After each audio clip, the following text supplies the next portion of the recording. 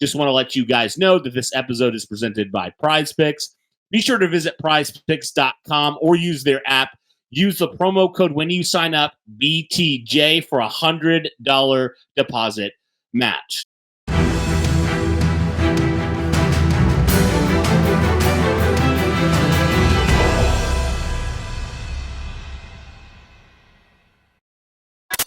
All right, we are back. What is going on, Colts Nation? It is officially draft week, and wanted to welcome on a very special guest from 1075thefan.com, Kevin Bowen, onto the show. Kevin, we finally made it, man. It is about time. Enough speculation, enough mock drafts. We are finally going to get an answer here this Thursday and this weekend on what the Indianapolis Colts are doing. How are you feeling, Kevin, knowing we are finally here draft week? Yeah, it's a little bit of Christmas is finally here for, I think, a lot of people when it comes to an NFL offseason. But yeah, excited just to obviously see, who they draft, how they go about things. And selfishly just inches closer to the regular season, which, is what I really love, just kind of seeing how it all comes together. But really looking forward to Thursday and Friday and Saturday. Yeah, man. Like you said, it really does feel like it is like Christmas morning for a lot of NFL fans. And so it's finally here. But then, it's the dreaded summer until training camp where you don't have a whole lot to talk about. So, but with that being said, Kevin, the Colts do have a lot they need to accomplish during this NFL draft cycle. Now, obviously, Indianapolis right now, pick number 15 overall. In your mind, Kevin, what would you say if you were to say like this, to be a successful draft for the Colts, they must accomplish these few things? What would you say to that? Yeah, I think, kind of two goals. I think one is find a Pro Bowler at a premium defensive position. And when I think of that, I think of, corner. I think of edge rush. That would be, I think, just such a dream really scenario. And, two positions they've struggled to draft at in the Chris Ballard era. And then the other thing would just be further support for your quarterback. And I'd probably side a little bit more with the pass catching positions. So those are the two, main items for me. It's, can you find the real high level, edge rusher or a corner? And then, on the flip side of that, again, support for Anthony Richardson. And, a lot of that kind of falls in line with what Chris Ballard said at the end of the season. Need to get more explosive and need to limit the explosion, from other offenses. And so, those positions and those types of players would certainly address both of those things just in, different ways. So those are probably the two biggest keys for me draft-wise.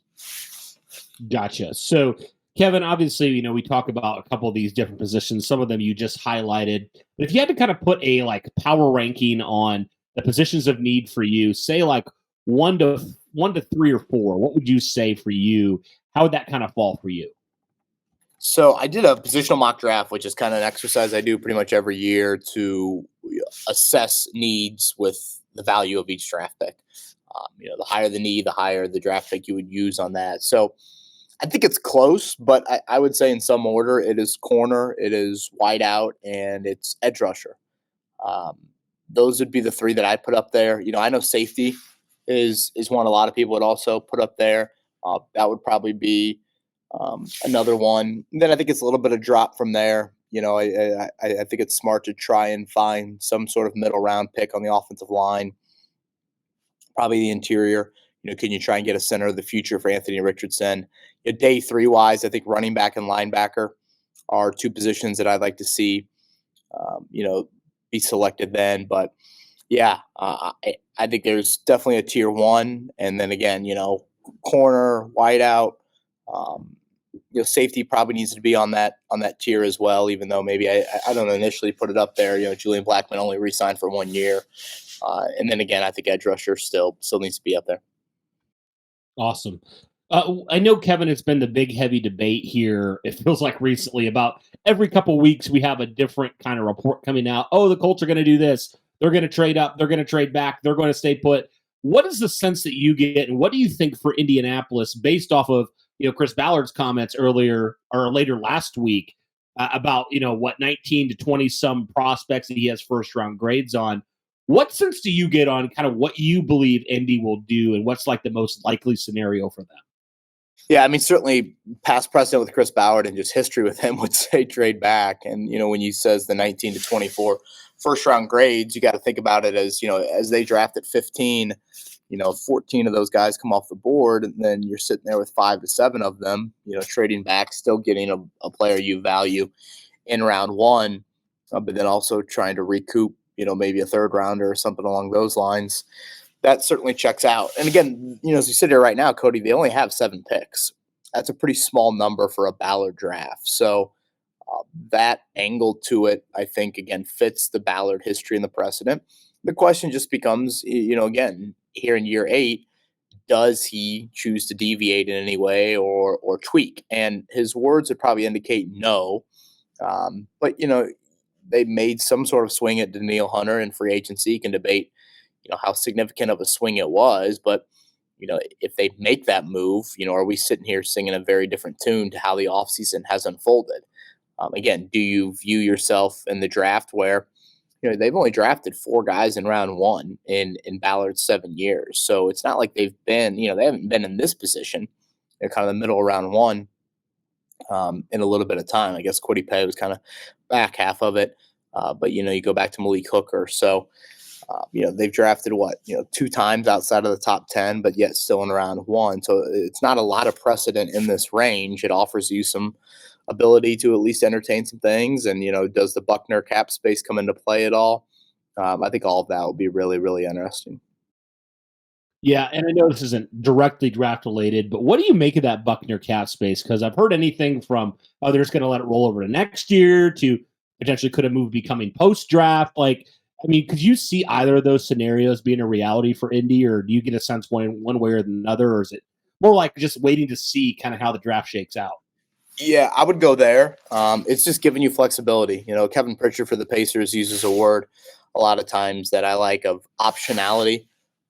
It just allows you to pick up the phone and talk to people and at least entertain it, or at least consider it. Whereas some teams can't even pick up the phone, or they're just wasting their time based off where they're at. Again, cap space, draft pick wise, however you want to view that. So, yeah, that's the major thing for me, is it offers you a little bit of flexibility. I don't know if you and I had this conversation earlier in the offseason, but I remember having this on my podcast of, the Michael Pittman extension. It's not like you had to rush into that. You had until late July, I think it is, with those franchise tags. And so my thought was, you could wait till early May, kind of like this next 2-week period. By that point, you're through free agency and you're through the draft, and you really know what moves might have occurred, might have, popped up out of nowhere. And now you've got the flexibility, or at least you have a better understanding, I should say, of what your team looks like moving forward. And then boom, if you want to give Pittman that extension, you obviously do that, and he's still participating in, all of OTAs and that aspect of it. They elected not to do it, but again, this Buckner thing, to me, it opens up a little bit of that. When we had this conversation 2 years ago on Monday of draft week, was AJ Brown really available for the Titans? Those sorts of calls, those sorts of again, just discussions, you can have them now. And, before the Buckner trade, you probably couldn't, or before the Buckner extension, you probably couldn't seriously have them. As we said, guys, today's episode is sponsored by Prize Picks. Now, what is Prize Picks? Prize Picks is the largest daily fantasy sports platform in North America. Instead of battling against thousands of other players across platforms, you're basically picking 2 to 6 player stat projections, and you're choosing more or less on those stat projections to be able to watch those winnings roll in. It's very easy. Do you guys want to play along at some of Prize Picks' favorite players like rapper Meek Mill and UFC fighter Sugar Sean O'Malley? Well, if you guys sign up today, you can find the community plays under the promos tab of the app to view the entries of some of the biggest names on the platform and be a part of that as well. You can now win up to 100 times your money on Prize Picks with as little as 4 correct picks. You can turn $10 into $1,000 just like that with NBA, NHL, and college basketball entries today on Prize Picks, America's #1 fantasy sports app. Like a lot of other things, guys, they also offer injury insurance, so your entries stay in play even if one of your players gets injured.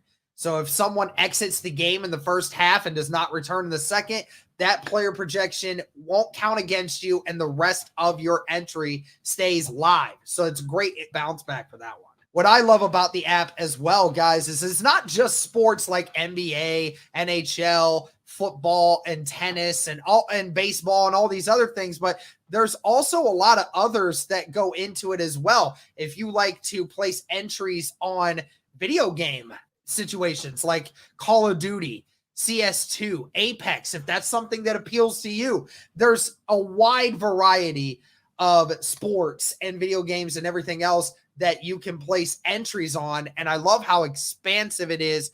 Even just looking at the NBA, there's entries you can make with turnovers, with points. You can do combo deals, dunks, field goals attempted, all of these different things. So there's just so many different ways to make money off of these entries. Be sure to download the app today and use code BTJ for a first deposit match up to $100. Again, download the app today and use code BTJ for a first deposit match up to $100. Again, it's sponsored by Prize Picks. Pick more, pick less. It's that easy.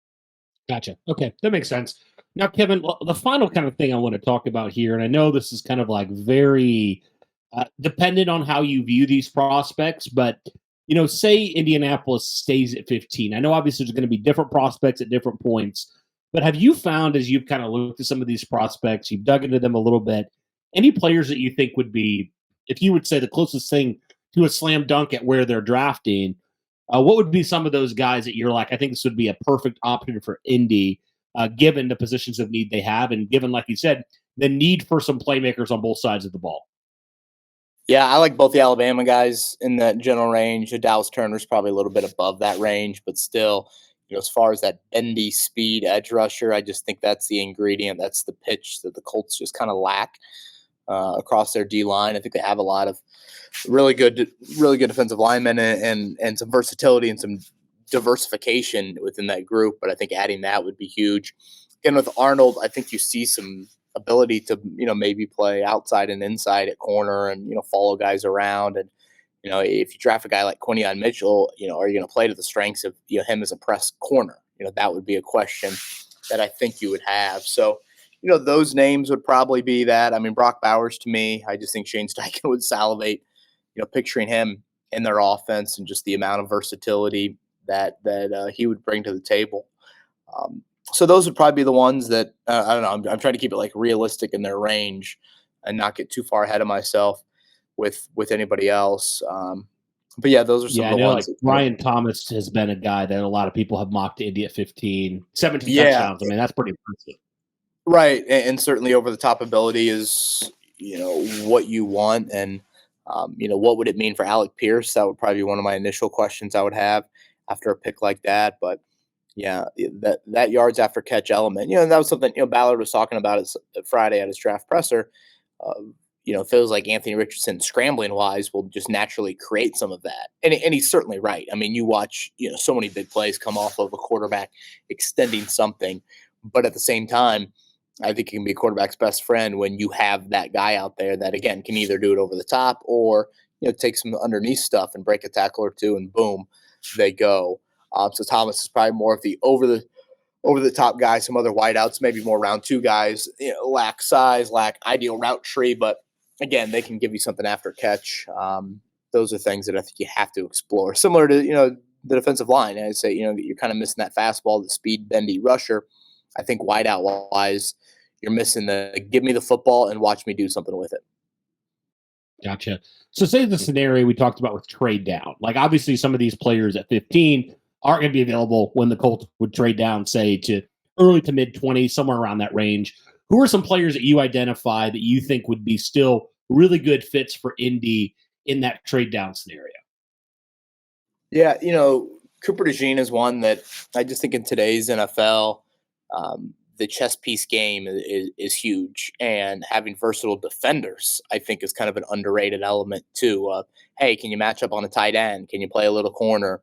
Can you play some safety?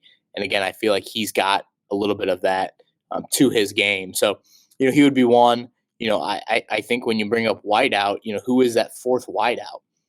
Is it Brian Thomas Jr.? I thought Adam Schefter reported today there's a labrum injury, I think, involved with him. So, would he be there at 15? Would he be there early 20s? Are there other wideouts that you look at, more in that range if you get there and all the corners are on the board at 15? Are you good with trading back and still getting, whatever, corner 2, corner 3?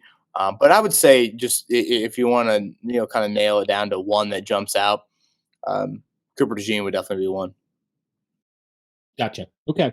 Well, cool. Well, it's going to be interesting, Kevin, to see what the Indianapolis Colts do. Obviously, we talk about all these positions of needs and things like that. But I think at the end of the day, like you said, just adding more talent on both sides of the ball is the biggest thing. And some of those things that you currently lack on your roster right now. But where are you, out of curiosity, this isn't a draft related question necessarily, but more for you, where are you going to be watching this draft from? And how is it going to be kind of a, hey, I'm out for the weekend? How's it going to be for you?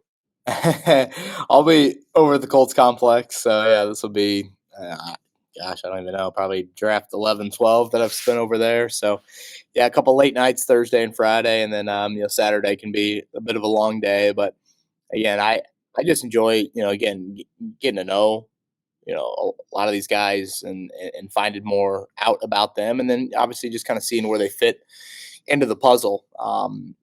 And, I love college football as well. So I enjoy that angle of it, of, just seeing where some of these guys who I watched play in college, where they're going to be in the NFL. So, yes, I will be holed up over at West 56th Street for a long 3 days.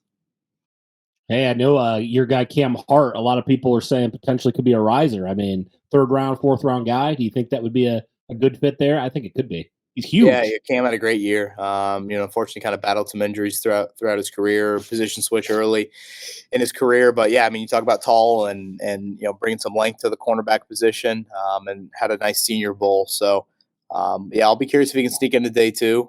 Does he kind of crack into that round 3? And then I guess corner for the Colts again. Do they want another swing it outside? Do they think a little bit of versatility with the inside and it's kind of life after Kenny Moore?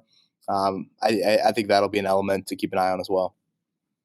Yeah, that just actually reminded me of another question I had. Last question I'll have throw your way, Kevin.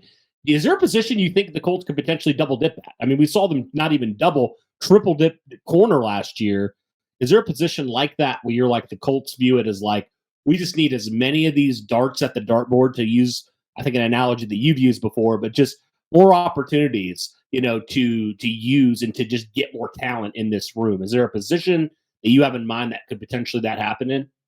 Yeah, I think that's a great question. Corner, I guess it's like DB room in general. Do you go with the corner and then do you go with the safety? We've seen Marvell Tell, some position flex.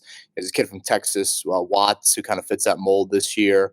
Obviously, if you look at a guy like Cooper DeJean, you'd probably label him more of just kind of a DB, not necessarily a corner or safety. So, do you see kind of 2 DBs there? And then I'd say offensive line, just based off of some of Chris Bauer's comments from earlier at that pre-draft presser, loves the middle rounds for that O-line group.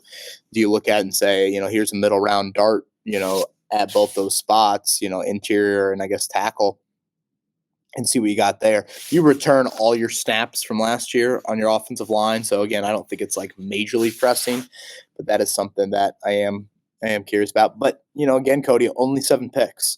So, if you double dip, I mean, hell, you're, approaching half your picks right there. So that'll be something certainly to keep an eye on.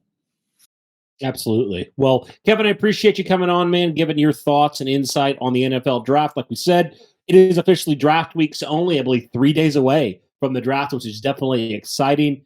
But, man, appreciate it, and we'll definitely have to converse post-draft and kind of talk about these picks.